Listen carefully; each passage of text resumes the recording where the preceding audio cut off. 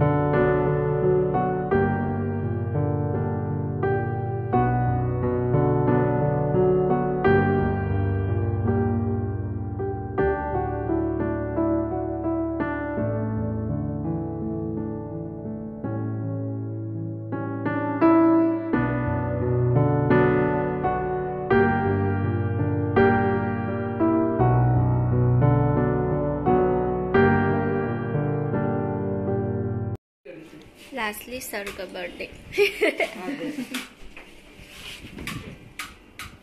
Ada tekstin. Sabiri. Apa di sana terkait apa? Yam nungsiba se. Yam nokning eh. Ki birthday numit tudi Saturday tai bako adu suti se amata phangdaba.